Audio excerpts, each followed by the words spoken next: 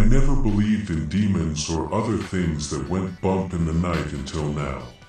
At first, I thought I was crazy. Before things escalated to understanding what was actually going on, it was just small things. My keys were in different rooms and I always put them in the same spot when I got home. My front door would constantly be unlocked shortly after I locked it. I did hear what sounded like footsteps behind me and always felt like I was being watched or something was behind me. I did tell myself it was all in my head, that work was extra stressful lately and it was just rubbing off on me in odd ways. I wish that was the truth. After I realized more was going on and it wasn't my imagination, I convinced myself that there was a ghost. It didn't make any sense. I had the house built myself and I was the only one living there, so it was like someone was playing a prank on me. I wished more than anything that that was the truth. Sometimes knowing the truth of things isn't worth the pain. One night, it finally decided to reveal itself to me, and when that happened, I convinced myself that I really had lost my mind. The voice was calm and detached as it spoke to me. "You see me, don't you?" it said right outside my door.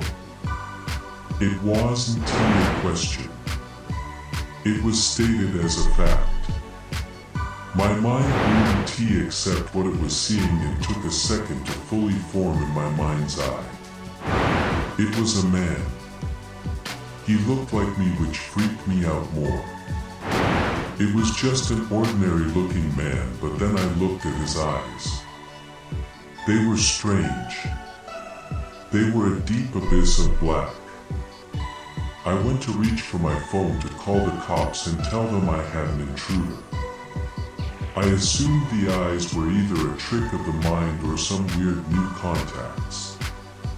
As I picked up my phone, he smiled at me and showed me that he had it.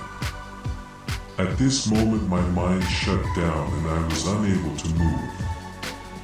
"Who are you? What are you doing here? Get the fuck out." I screamed, but it came out as a whisper. "Hello there, Isaac. I wanted to make sure you realize this is real and actually happening. We have much to do," it said flatly. And with that it was gone. After he disappeared, instead of walking out of the house, I knew I had lost my mind. I decided at that moment I would call my old psychiatrist tomorrow. I was at the age where schizophrenia shows up and my grandmother had it, as she would scream about demons being after her. What I know now is that she was, in fact, not crazy. They targeted her like they're doing to me now. At that moment, I didn't know what I know now. All I knew is that I couldn't sleep. I decided I'd call my girlfriend instead. I walked over to the hallway, picked up my phone and closed my door. I locked it just in case. "Hey hon, what is going on?" she asked. "I just kind of had a bad dream, I guess, and just wanted to hear your voice." I could hear the smile in her voice as she spoke. "I'm glad you called. I was just thinking of you." "What was the dream about?" I went on to explain what happened in my dream or hallucination, and we talked for a bit about it. I knew she was the one to talk to, not just because of our relationship, but also because of her love for all things supernatural. She actually believed in it and claimed to have a friend from our high school that hunts the creepy crawlies that go bump in the night.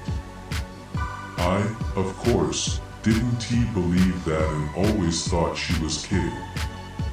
As it would turn out, I'd be at the mercy of a friend soon after that conversation. The next morning, I got up and was very sleep deprived. I had nightmares about his eyes all night. I splashed water on my face, got ready for work and poured myself a large cup of coffee. On my way to work, I felt eyes on me the whole way there. Everywhere I looked, I thought I saw him. No matter how far I walked, he was always a step ahead of me. I finally made it to work and tried to make myself invisible as I sunk down into my seat. Before I knew it, the workday was almost over. I finally finished what I needed to and decided I'd leave early. I really needed sleep. The documents started to blur together as the day went on. I walked out of the building, and as I did, he approached me.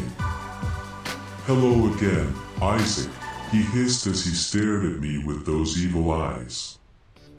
"We need to have a conversation." Before I could engage with what I thought was a hallucination, one of my coworkers approached me. "Hey Isaac, you forgot your folders you wanted to bring home," she said as she walked up. I didn't get a chance to answer before she turned to my nightmare and spoke to it. "Oh hello, are you a new employee?" She looked at him and confirmed my worst fears. It wasn't a hallucination. I wasn't dreaming. It was all real. He gave her a charismatic smile. "I work on the floor below you. Isaac is just a good friend of mine, right Isaac?" I couldn't speak. I was frozen in place. I just gave a nod, an excuse, and all but ran away. He caught up rather quickly. I narrowed my eyes on him. "I'm not giving you my soul, if that's what you think," I said sternly. He laughed a joyful laugh. "Despite what humanity thinks, we rarely collect souls before they go to our kingdom. The usurper does not like that as much as the old king did." I had no idea what he was talking about. "Usurper? What the fuck? No, I'm not here to take your soul. I'm here to finish what I started with your lovely little grandmother before she blocked me out and then had the audacity to go off and die like she did." That wasn't the answer I was expecting. I was sure my grandmother was just sick and seeing things. "Why me?" I whispered. "Come with me and all will be explained." We walked for a bit before landing at the park near my apartment. It was surprisingly empty and part of me wondered if that was his doing. I was still absolutely terrified, but I tried my hardest not to show it. He turned to me with a smile and gestured for me to sit down. I obliged against my better judgment. "Isaac, you need to understand something. This is not something you can avoid. Your grandmother made a deal with me decades back and never followed through. Part of the deal was that I would never involve her children. She didn't think to say not to involve grandchildren as you weren't even born yet. I keep to my word when I can, but I always see the flaws in deals being made." I couldn't believe it. When my grandmother was on her medication, she was so normal and sweet and always went out of her way to protect me. Now I think I understand why she felt so close yet so distant at times. Giving me weird looks and asking strange questions, like if I've seen anything strange or if anyone has approached me. I wrote it off as her being paranoid or trying to see if I have signs and symptoms of her illness as well. I also now realize she most likely never took her medication and just didn't talk about the things she saw when she was supposedly on a regimen of medication and therapy. I still felt like I was crazy and most likely hallucinated the coworker, but as the folder sat beside me, I knew that wasn't the case. What exactly am I supposed to do for you, and why do you think I would? I asked. He folded his arms and tilted his head, as if he was pondering what I said. Because you're the only one that can, as you're an only child and have no cousins. And if you don't help, well, things will be much worse for you. I'll destroy everything you hold dear. Starting with your lovely little girlfriend. I won't kill her, no, but I will reveal myself to her as she already believes in us and corrupt her. I'll make sure you never see your family again. The deal I made with your grandmother is now null and void as she is dead and burning. Then, I'll come for you and you will beg for death. So it's best if you do what I say.